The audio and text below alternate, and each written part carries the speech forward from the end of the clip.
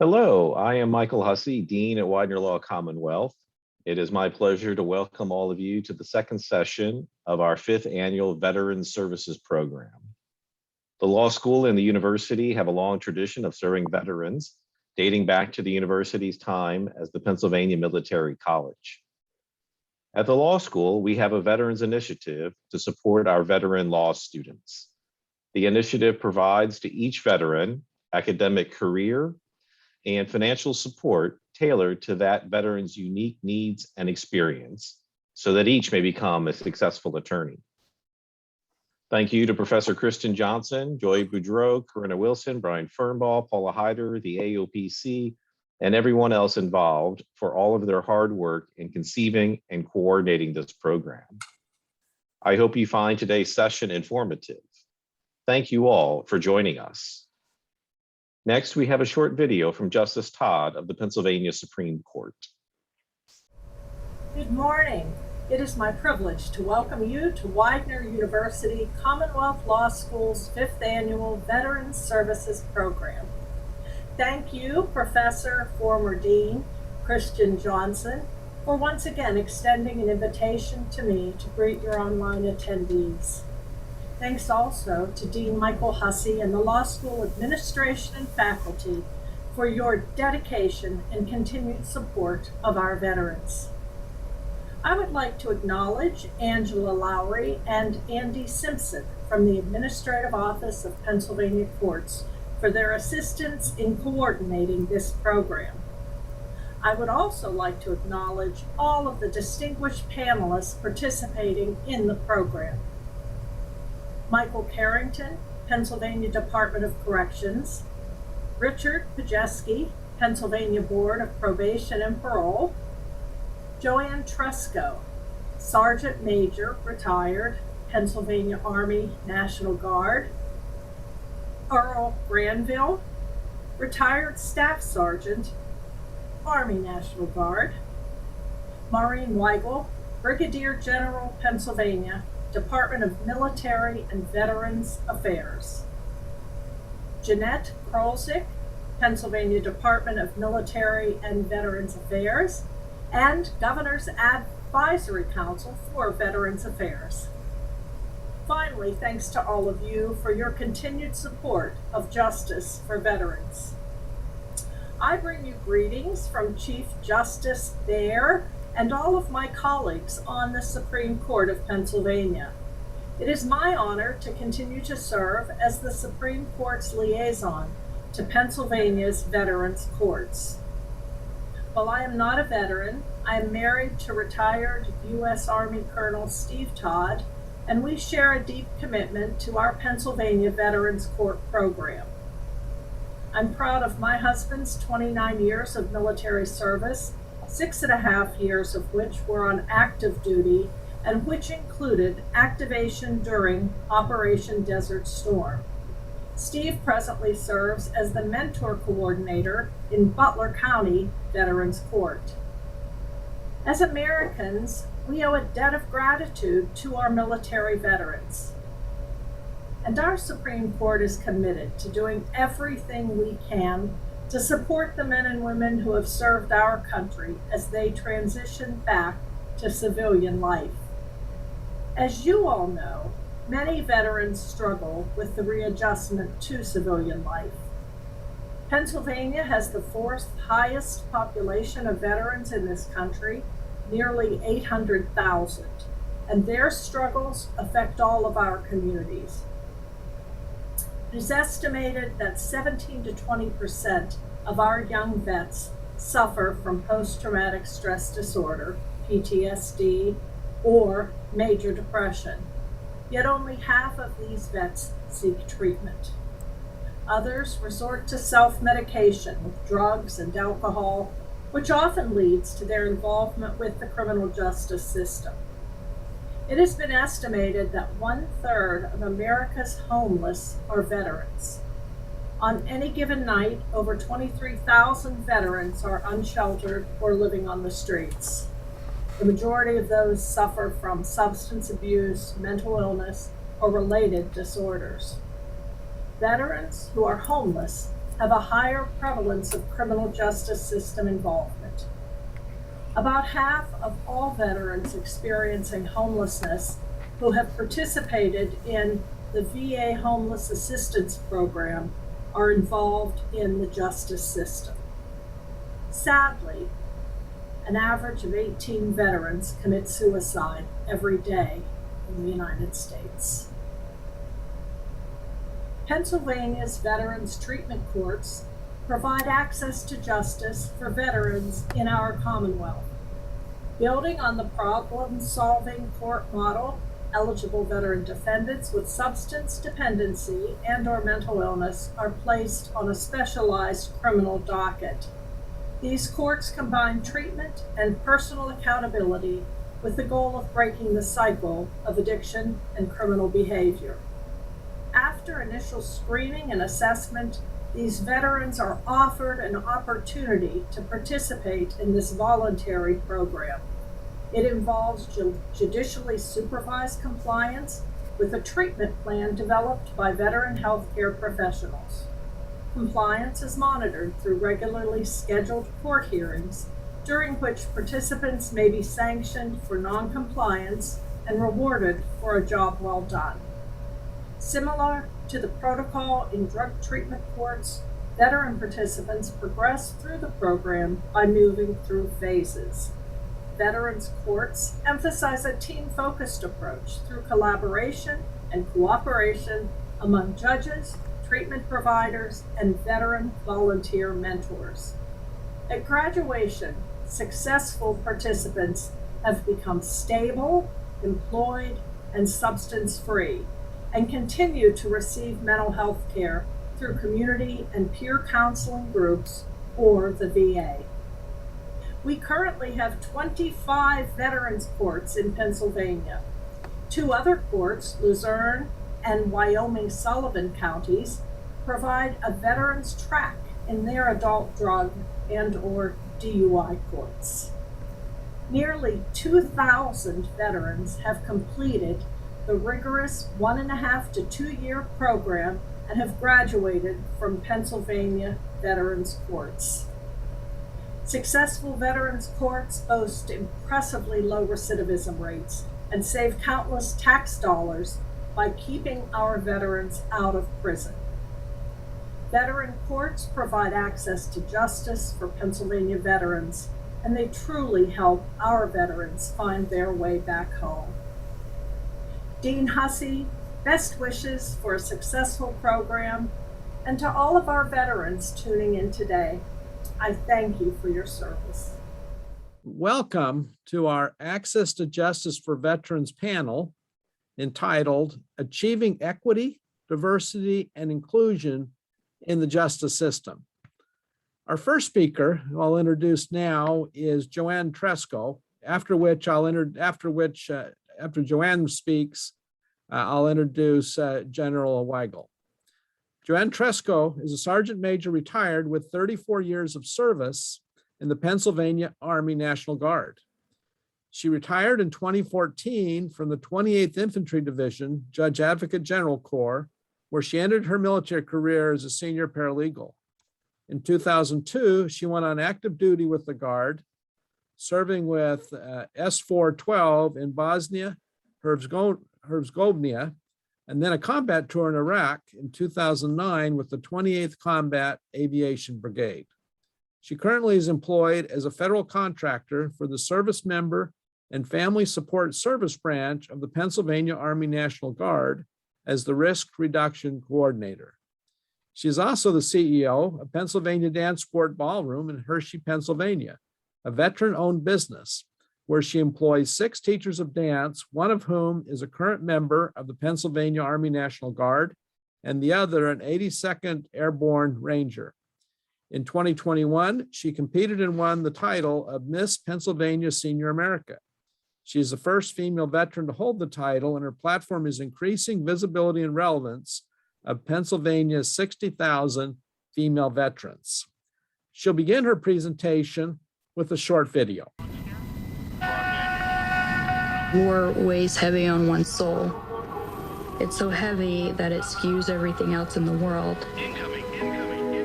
A female that's in the military to begin with has a unique inner strength. I've changed.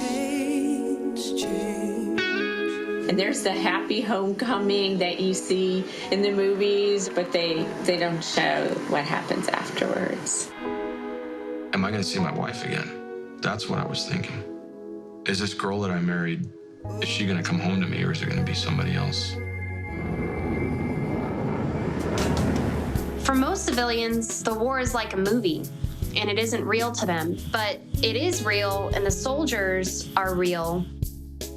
Given the fact that we've been at war for the longest time in history, that will affect many, many families. I'm coming back home. Yes, I'm coming to see how my children have grown, but I've changed. You can't predict the secondary effects of the empowerment that comes with conquering something you never thought you could do.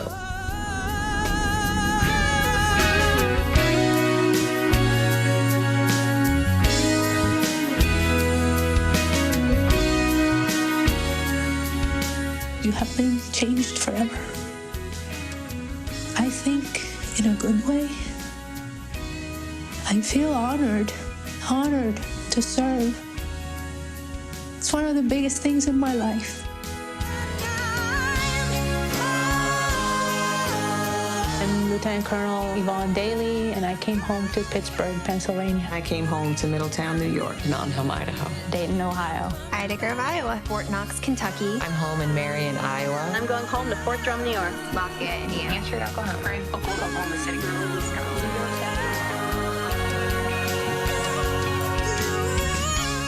I'm Rebecca Thompson. I'm a colonel in the United States Army, and I'm going home to Charlotte, North Carolina. Coming back.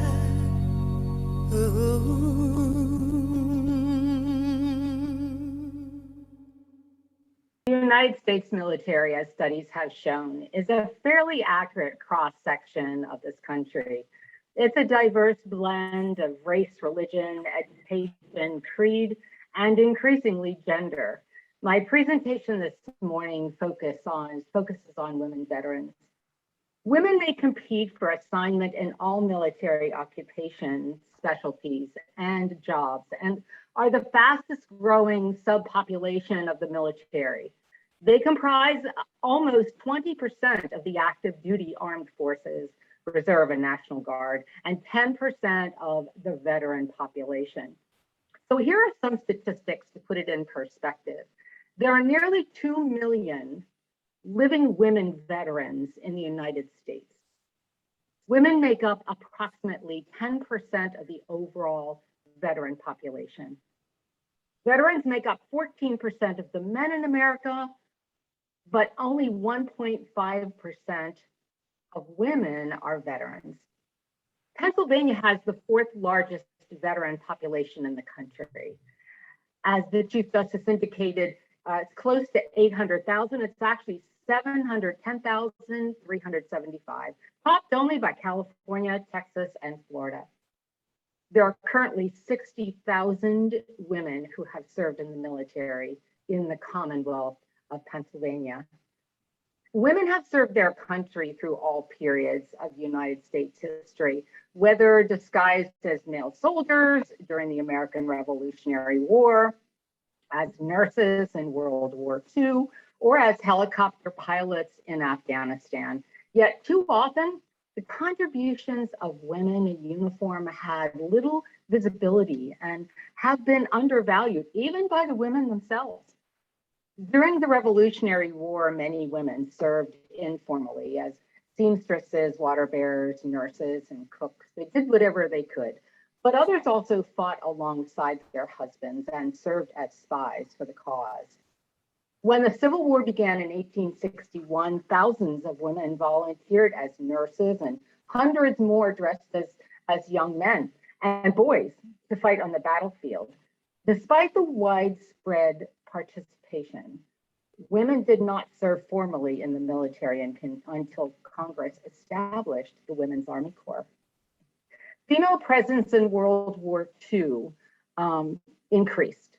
More than 350,000 American women served in uniform, both at home and abroad, volunteering for the newly formed Women's Army Corps, the Women Airborne Service Pilots, and other units. They drove trucks, they repaired airplanes, you've seen the photos, they operated radios, they analyzed intelligence, and much, much more. What you may not know is that 543 military women died in the line of duty in World War II, and 84 others were held as prisoners of war.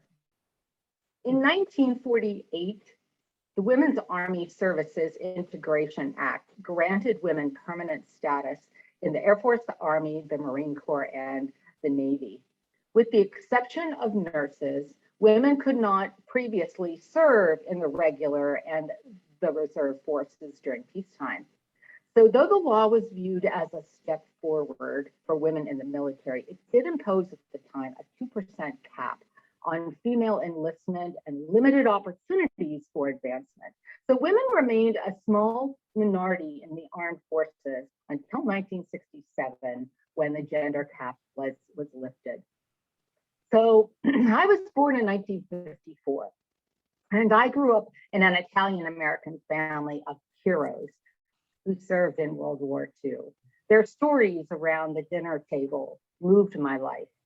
My cousin Rocco Matz was born and raised in Hazleton, Pennsylvania, and he was a survivor of the Bataan Death March. Two uncles served in the Army during World War II. One is a medical administration officer stateside, and the other served in Corsica as a tech sergeant. I decided as a young age to join the military to do my part alongside of those family members whose stories directed my life. Several laws passed in the 1970s while I was in high school, and also in the early 1980s, that broadened opportunities for female service members and granted women veteran status for the first time. So I enlisted in the Pennsylvania Army National Guard following college, and I was part of the very first female integrated basic training class at Fort Dix, New Jersey.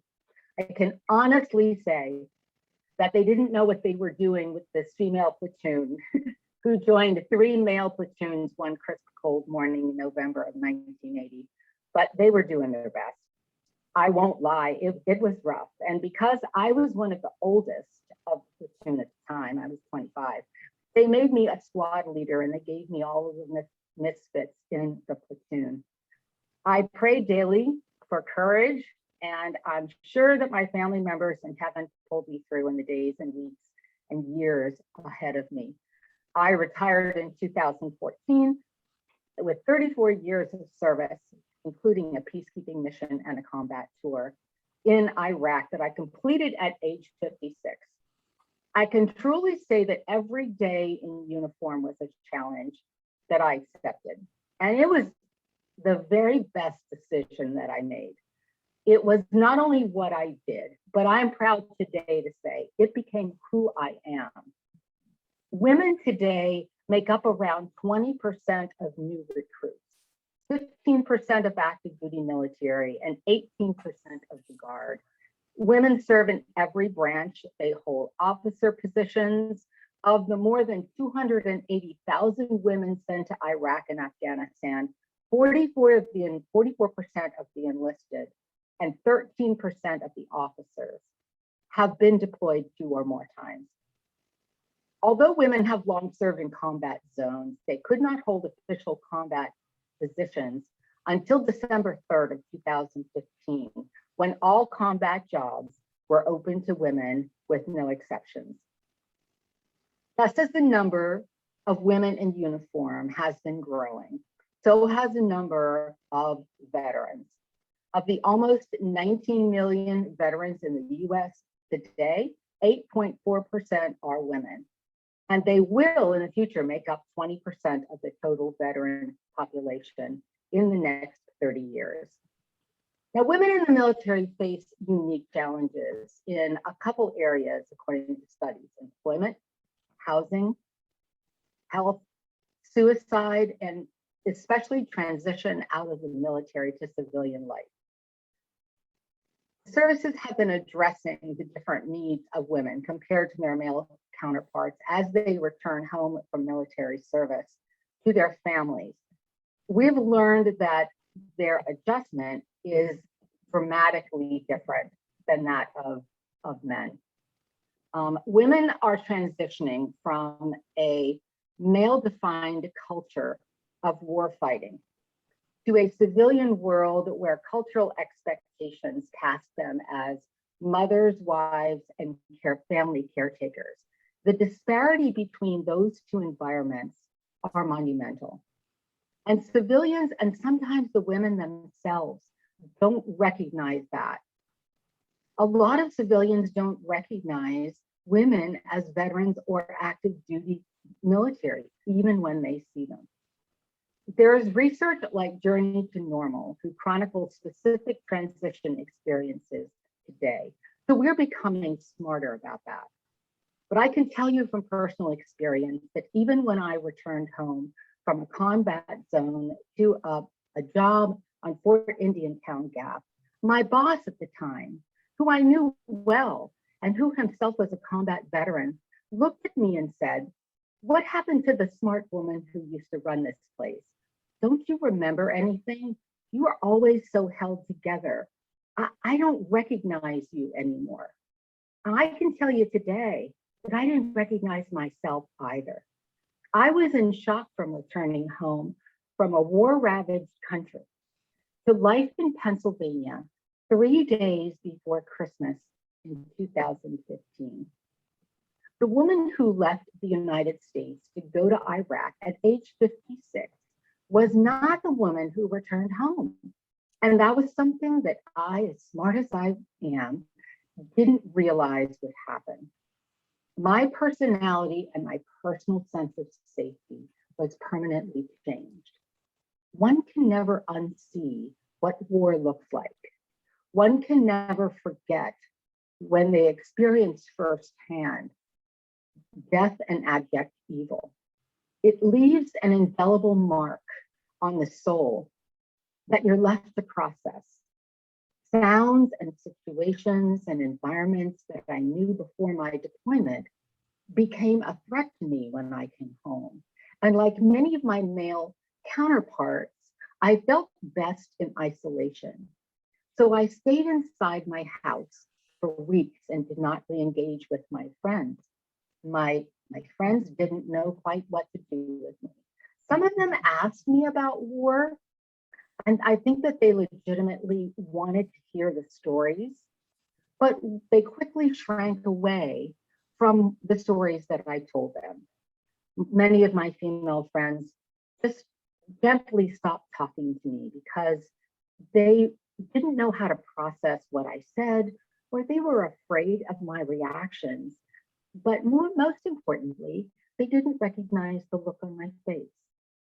I had lost my innocence and my sense of play in many respects, and my trust.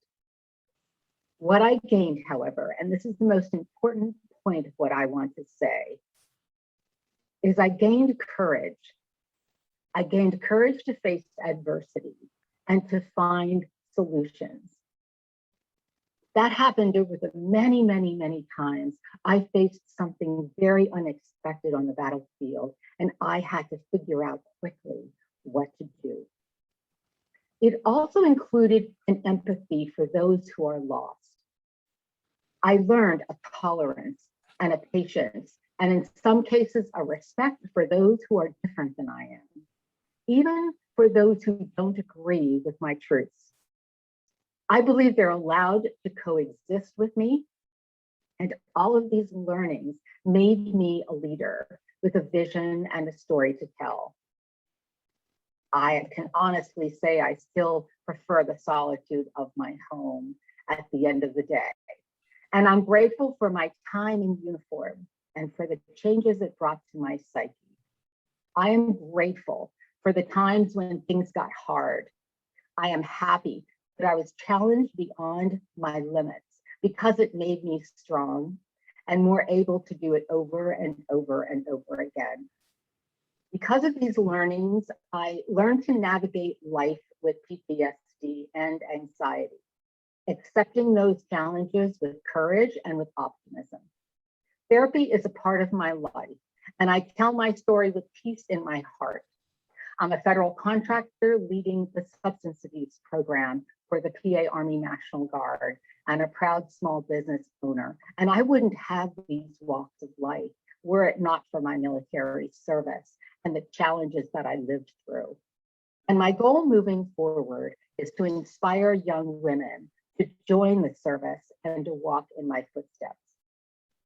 My hope is that as more women serve in combat roles, that they'll grow in strength and that they'll assume greater leadership roles. Service does that. Women possess a perspective, a resilience, and a wisdom that uniquely contributes to the completion of missions in the military and the safety of service members. We will see their contributions inure to the global fight for freedom in many years to come. Thank you. Thank you so much, Sergeant Major. It's, one of the real values of these programs is to get, intensely personal stories like yours out to our audiences and give them a chance to really understand what it's like to have been one of the women pioneers recently in our armed services. So thank you very much. We'll come back with some questions for you after we hear our next panelist. Our next panelist presenter is Maureen Weigel, who's the Deputy Adjutant General for Veterans Affairs for Pennsylvania. Brigadier General Maureen Weigel is a long-term friend of the law school, serving on the law school's Veterans Initiative Board. General Weigel was appointed Deputy Adjutant General for Veterans Affairs on April 12, 2021.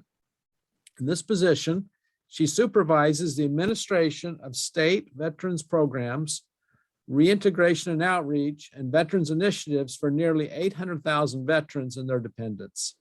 She also oversees the operation of the Commonwealth's 6 veterans' homes. She retired from the Army in May of 2016 after serving 25 years. General Weigel was commissioned as a distinguished military graduate in 1993 through the Reserve Officer Training Corps at the University of Pittsburgh.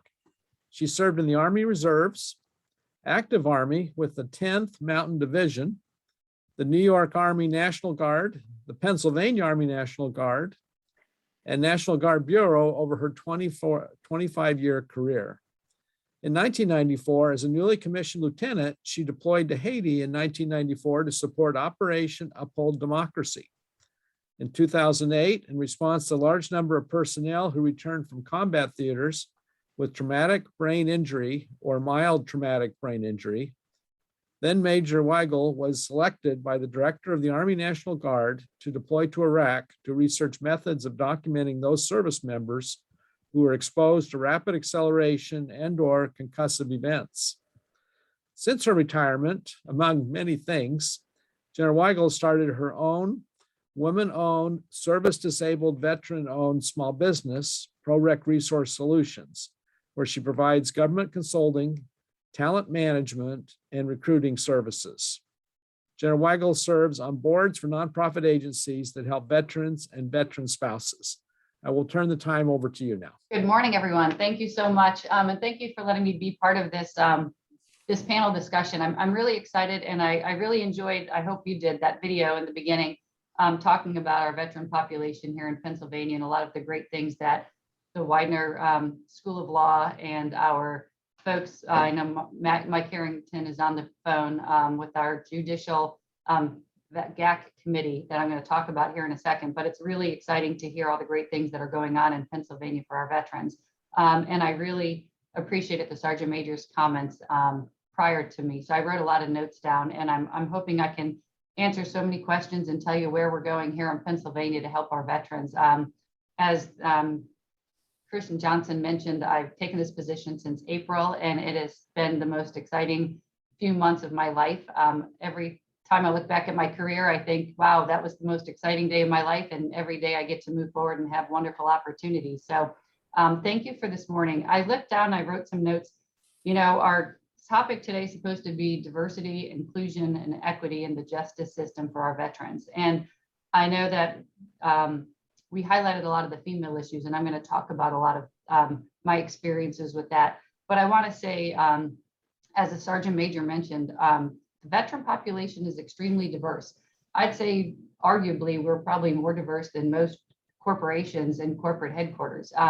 Here in Pennsylvania, I think it's the same. We have a large 796,000 close to veterans in Pennsylvania, and we're very diverse. We are the fourth largest population of veterans. We're one of the oldest population of veterans. So we still have an aging population. The percentage of every job in the military, I was only allowed to be in the personnel or logistics fields, but I never felt like I was discriminated against personally. I think it was at that generation, there were things that you accepted and didn't accept. But today, I'm happy to say that there are more opportunities open to women, open to all minorities. And I see talking about respect and selfless service really gives the military a different edge over corporate America on really trying to bridge inclusion into what we do. And equity, you know, in the military, you don't get paid by your gender, your ethnicity, or your race or religion. You get paid by your position. Thankfully, today, women can have any job in the military that they want. They could be Rangers, they can be Special Forces, they could be Navy SEALs. That did not exist when I joined the military. So I think we are making great strides. But as the Sergeant Major mentioned, females are the fastest growing population.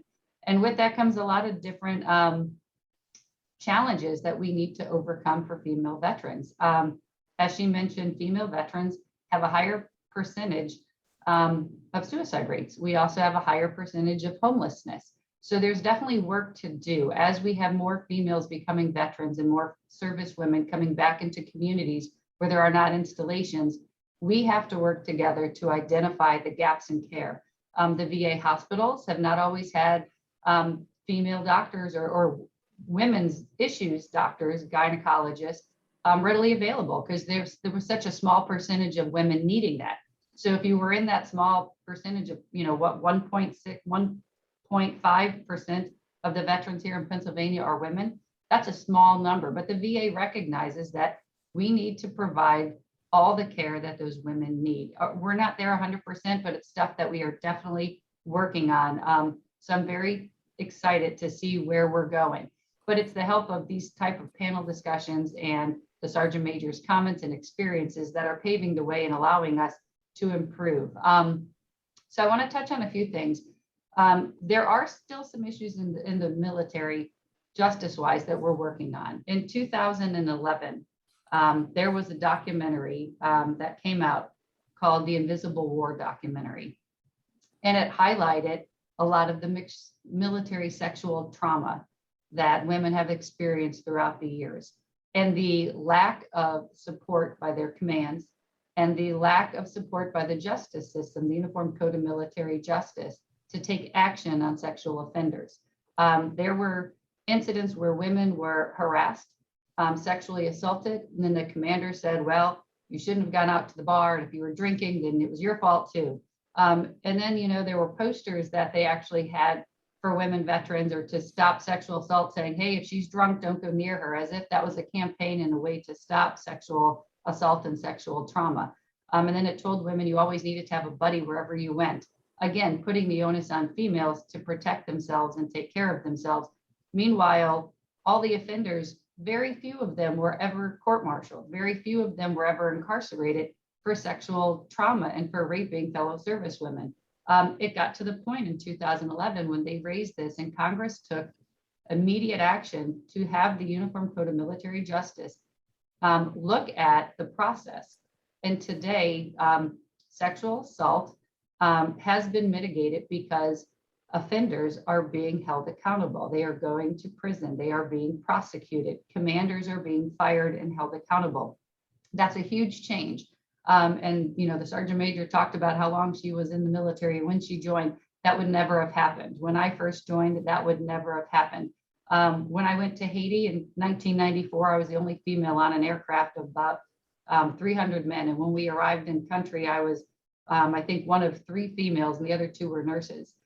So there was not a lot of support. And thankfully, I did not have any incidents of sexual assault. Harassment was, back then you kind of took it in stride. You kind of were used to people saying silly stuff to you. And if you were a female, you had to just kind of accept it. You just chucked it up to like, yeah, you got to be a guy. You got to be a guy. A soldier's a soldier, a soldier. You're allowed to talk like this. Everyone curses and talks and tells dirty jokes. Well, that's not okay. And it's changed. And today, I'm really positive that the pendulum switched the other way and everybody's treated with the same respect.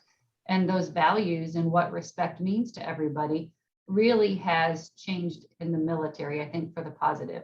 So it's very exciting to see the changes since when I went to Haiti in 1994 to when I went to Iraq in 2008, the number of peers I had throughout the battlefield, wherever I traveled to any forward operating base, there were always other female lieutenant colonels and colonels in those airspaces and in those operating spaces, which again, wasn't like that when I joined. So when I looked at the statistics probably 5 years ago, the 14% of the population in the military were females, and today it's 20%.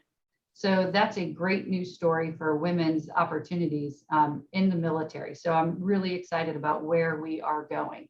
The Sergeant Major mentioned that when she came back, there was not a lot of support. Well, in 2003, I was here at Fort Indian Town Gap as a major running all of the mobilizations. And we deployed at that time, the 2nd Brigade Combat Team out of Pittsburgh, put together by multiple units here in Pennsylvania. It was the first largest deployment we've had since the Korean War. And we sent out 3,700 soldiers over to Iraq at that time. We had 34 killed in action.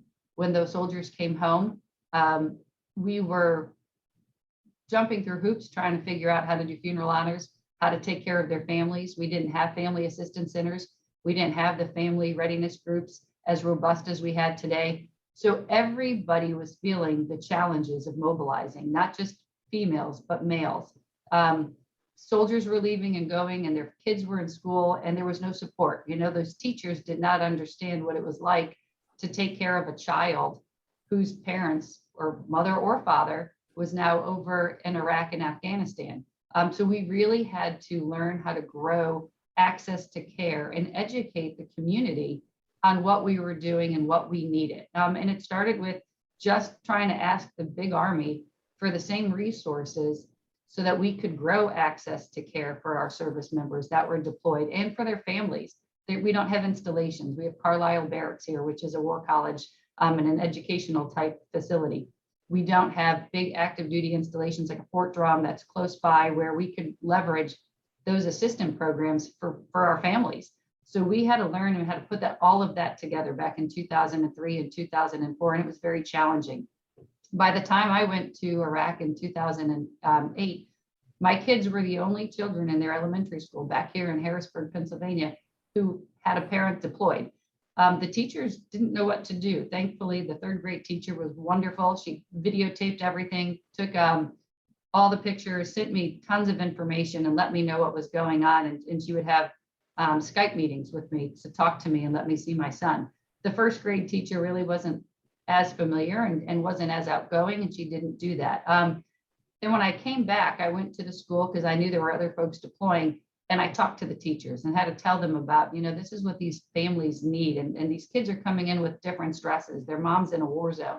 Their father's in a war zone. We didn't have that in the community. So we really at that time started growing community outreach and community care because we had to. And thankfully today, as you heard, I'm tasked with taking care of all of the veterans and the families here in Pennsylvania.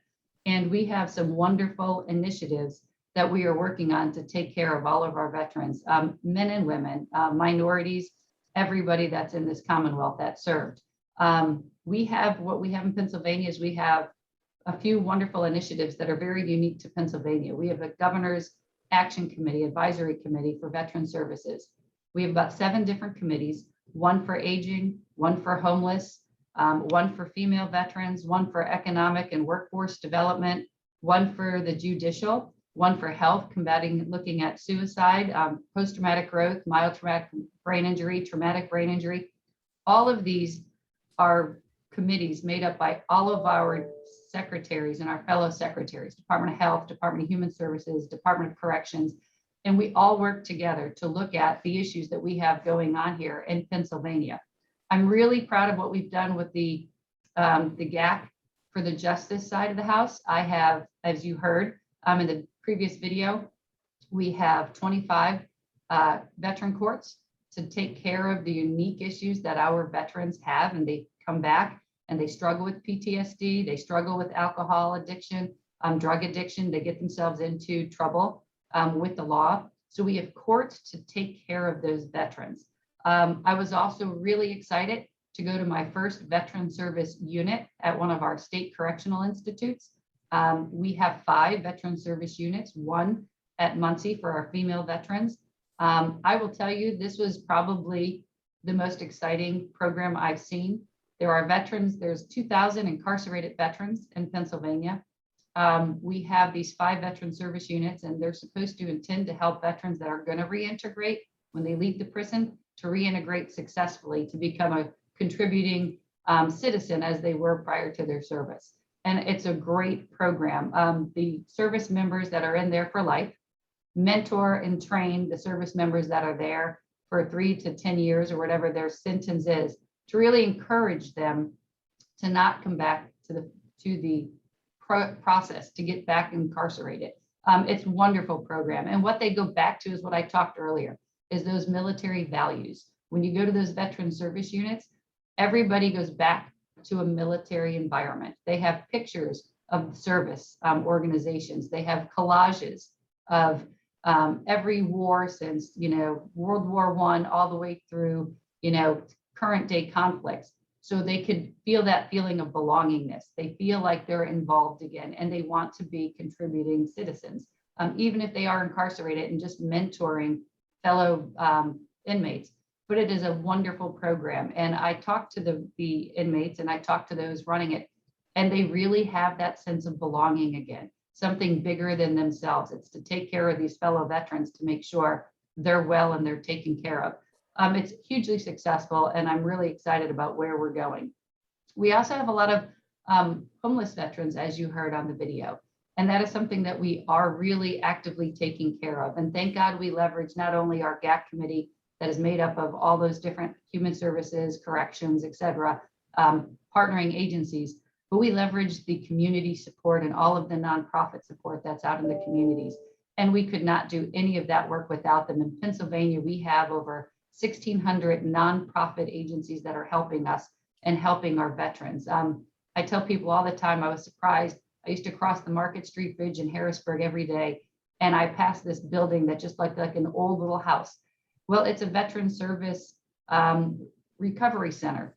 They serve 200 to 300 homeless veterans a month here in Harrisburg, Pennsylvania. So we do have a lot of work that we have to do, and we do have a lot of educating everybody on where to get the resources and how to help. But I will tell you, the problems that our service members have are not unique. I mean, we clearly represent the communities that we live in, but I do believe that there are some other stressors. There are folks, Vietnam veterans are still a higher percentage of suicide rates and homelessness. We did not welcome those veterans back. We did not make them feel welcomed. We did not take care of those veterans. We have a lot of work to wrap our arms around them, to get them the access to care that they need, but we're doing that. We talk a lot about post-traumatic stress. The Vietnam era veterans had a high propensity of post-traumatic stress. The close-to-close combat, the situations they were in, it is a problem that we're still struggling with to help those veterans get access to care and help them. Our Iraq and Afghanistan war veterans today not only face PTSD, but they also face traumatic brain injury and mild traumatic brain injury. The uniqueness of having IEDs and rapid concussive force in this conflict really showed different impacts, concussion impacts on the brains and the well-being. And we're starting to see veterans who were perfectly fine when they left the service start having symptoms 5 to 6 years later after service. So it's getting those folks to the right professionals so that we don't all call all of these traumas post-traumatic stress. Some of them really have traumatic brain injury and mild traumatic brain injury that we need to address, and we're doing that. again, all of this goes to all of us working together and educating ourselves, working together to talk about post-traumatic growth. I think the Sergeant Major and I both told you that we've experienced a lot in our careers. Like most of you in life, we've experienced trauma, but we also have grown and learned a great deal and learned how to become more resilient. When I talk to females and I talk to female leadership panels, I always tell them there's 3 things that make a female leader very unique. One, we've all had a lot of perseverance. We've experienced things growing up and been discriminated. You know, I wanted to play baseball. I had to play softball. You know, I wanted to do certain, you know, play football like my brothers, and I was offered to be in the band or go run cross country. You know, we've always experienced that. So you've persevered, you grew through the pains. And the military, you know, back in the 80s is very different than the military is now. But again, perseverance. I was once told when I was probably thinking about leaving the military, so frustrated with some of the, I would say, discrimination or harassment that you had to deal with. And a female 2-star from Pennsylvania looked at me and she said, Maureen, she said, you can't change it if you get out. So I promised I'd stay in and I promised we'd bring change. And thankfully, we've been able to do a lot of that. The other thing is passion. Women have passion. And when you're committed to whatever it is, you're going to be 100% committed to that mission. And the military and the feeling of belongingness just fits with most females because we always have a mission to take care of things and people bigger than ourselves. As a mother, you tend to do it in any kind of profession. And the last thing is courage. I think the Sergeant Major talked about that. The courage to face your fears, the courage to address adversity, the courage to stand up for yourself at times. And I think minorities and females can all relate to all of that. But anyways, I don't want to sit and take up all this. I'm really looking forward to your questions.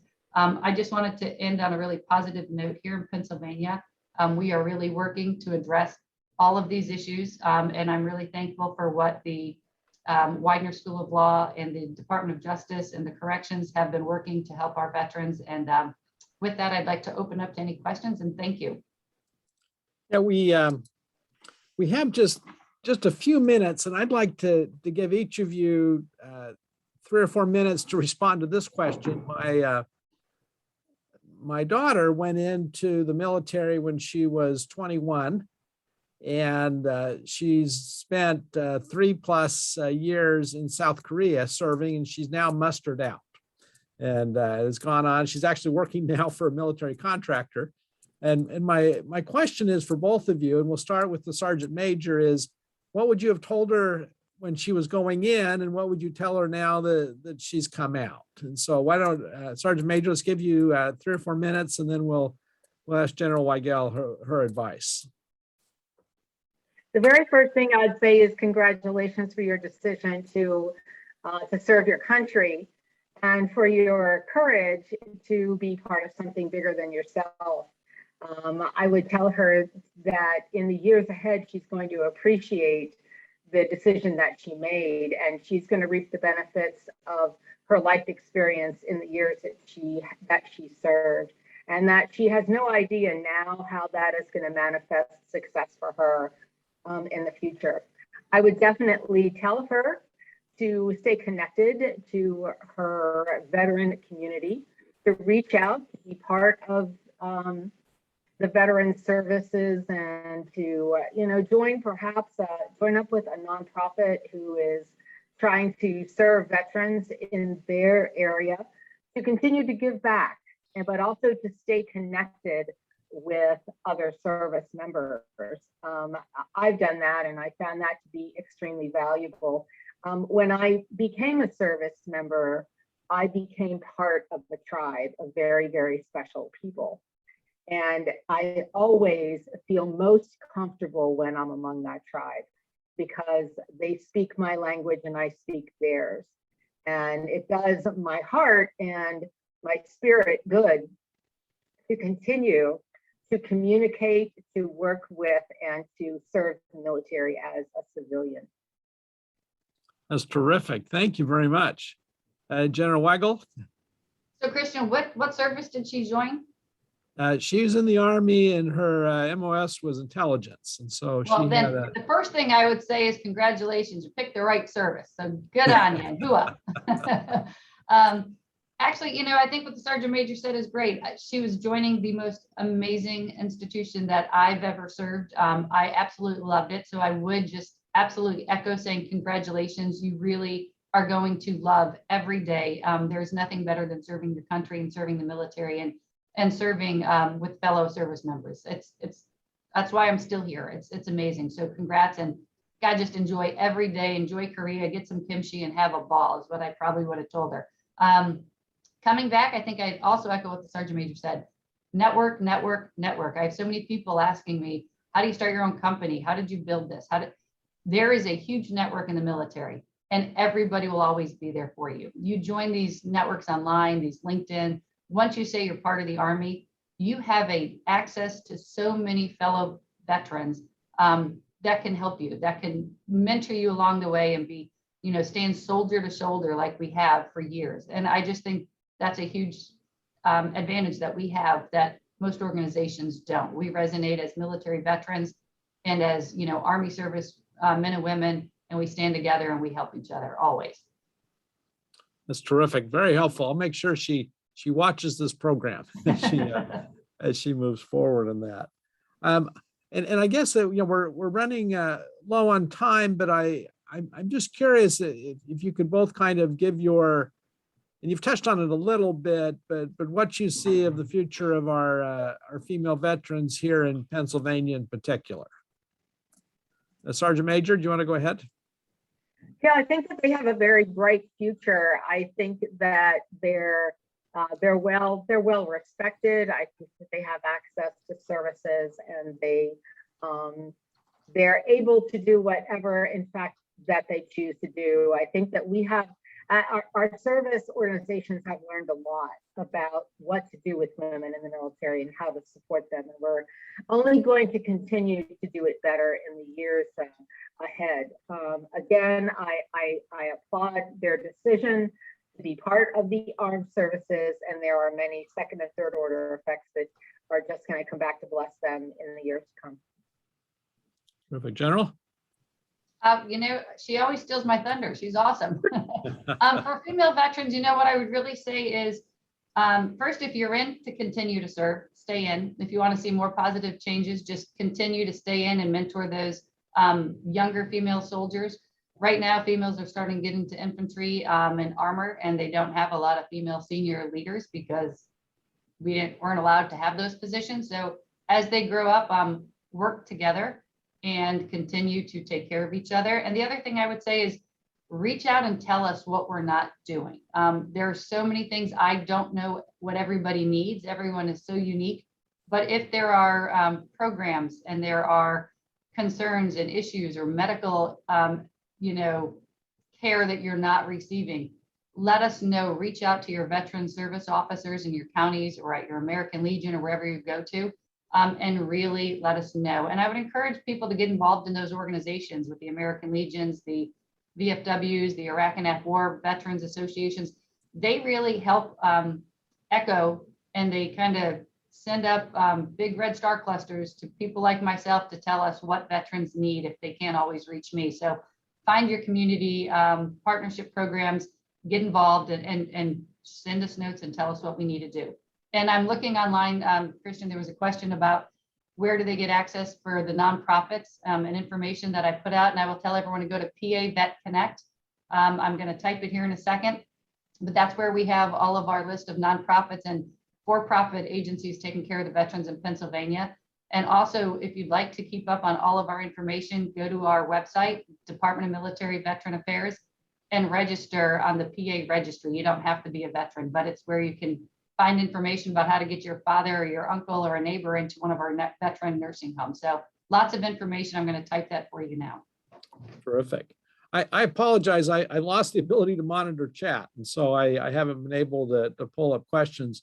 But this has just been a wonderful opportunity to hear about the good work that both the Sergeant Major and General are doing here, and in particular to hear the stories and the efforts that we're doing here in Pennsylvania in particular to serve our female veterans and others, and to create a more inclusive and equitable environment here in Pennsylvania. So We're grateful to Justice Todd, to the ALPC. Thanks to Brian Fernbaugh for our technical help, and Joy Bordeaux for all the good work that she's done as well. So please remember that we have our next panel will be next Friday again at 9 a.m. And we look forward to seeing everybody at that program. So thank you very much. Thank you. Thank you.